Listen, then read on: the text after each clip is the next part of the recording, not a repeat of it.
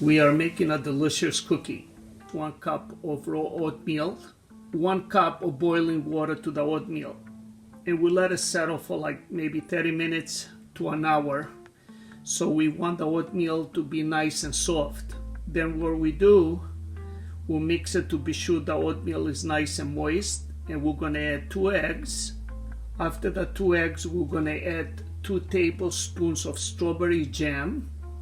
I like the strawberry jam because it gives you the sweetness and the moist the cookie is going to need.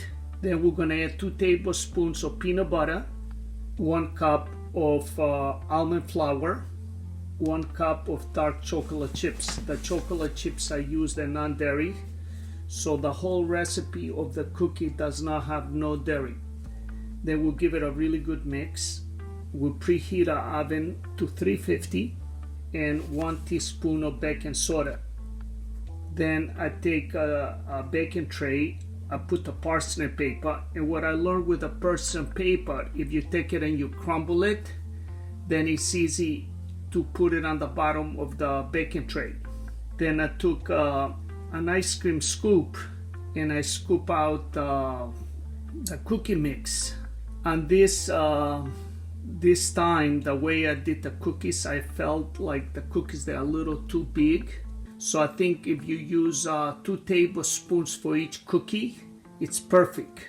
And then what you do, you put a couple of more chocolate chips on the top and you put it in the oven. You bake it for 12 to 15 minutes and you have a perfect cookie.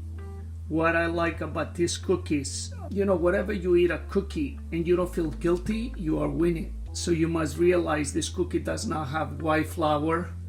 I didn't use no butter. Actually, the only fat it has, it's the peanut butter, and no milk, because the chocolate I use, it's non-dairy.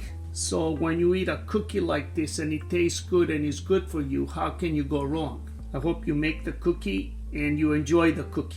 The food we eat is how we feel. My gift and talent is to make food that tastes good and is good for you. The things you're not going to find in my kitchen are white flour, sugar, or bad fats.